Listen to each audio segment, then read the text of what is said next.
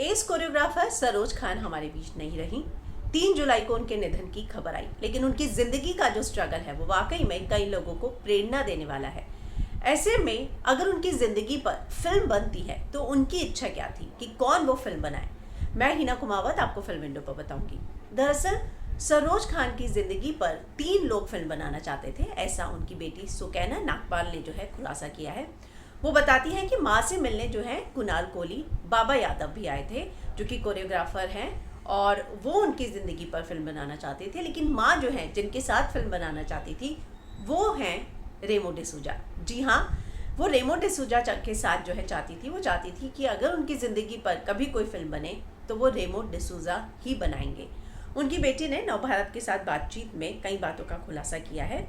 वो कहती हैं कि मम्मी की बायोपिक बनाने की बात 3 लोगों ने की थी। सबसे पहले हम तुम बनाने वाले निर्देशक कुणाल कोहली ने, और उसके बाद जो है कोरियोग्राफर और डायरेक्टर बाबा यादव भी मम्मी की लाइफ पर फिल्म बनाना चाहते थे, और उनके दरअसल वो उनकी लाइफ पर वेब सीरीज बनाना चाहते थे। बाद में कोरियोग्राफर और डायरेक्टर रेमो डिसूजा ने भी मम्मी से कहा कि वो उनकी बायोपिक बनाना चाहते हैं।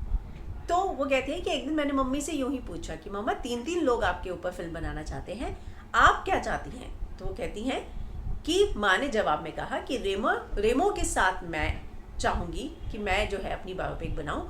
और जब उनसे कारण पूछा गया तो वो कहती हैं क्योंकि रेमो की ज़िंदगी भी ज़ीरो से हीरो की है, वह भी ज़मीन से उठकर आज इतने बड़े डायरेक्टर बने हैं।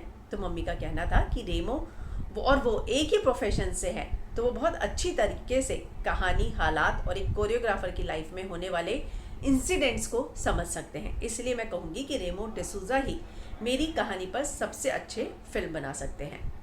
तो कहीं ना कहीं उन्होंने इस बात का खुलासा किया है। वहीं उन्होंने कहा कि रेमो से जब बात की गई कि आप क्या वाकई में फिल्म बनाएंगे उन पर, तो वो कहते हैं फिलहाल मैं इस बारे में बात नहीं करना चाहता। सरोज खान जी की बायोपिक को लेकर जो अंतिम बातचीत उनसे हुई थी वो लॉकडाउन के पहले की थी।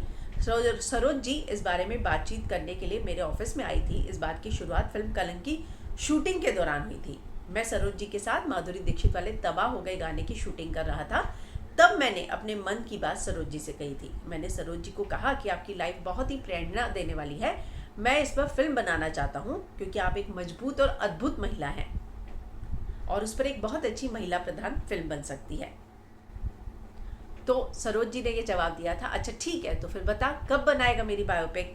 तो कहीं ना कहीं उन्होंने बोला है कि ठीक है, बता बिल्कुल कब बनाएगा। सरोज जी से मेरी इतनी ही बातचीत हुई थी।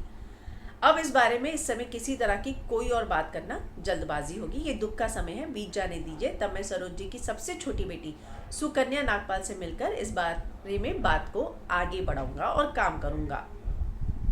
तो कहीं ना कहीं ये सारी बातों का खुलासा खुद रेमो ने भी किया है कि हाँ उनकी बातचीत हुई थी, और उनकी बेटी का ये कहना है कि उनकी मम्मी चाहती थी कि रेमो ही उनके साथ जो है उनके ऊपर जो है अगर कभी भी फिल्म बने तो बनाए। और रेमो ने ये भी बताया कि बहुत साल पहले जब पहली ही मुलाकात में वो सरोज जी के काफ़ी करीब आ गए थे और उनसे बहुत ही ज़्यादा इम्प्रेस हुए थे। तो मुझे लगता है कि सरोज जी की ज़िंदगी जो है वाकई में एक फ़िल्म के तौर पर बनकर आ सकती है, जिसको रेमो डिसूजा बना कर लाएंगे।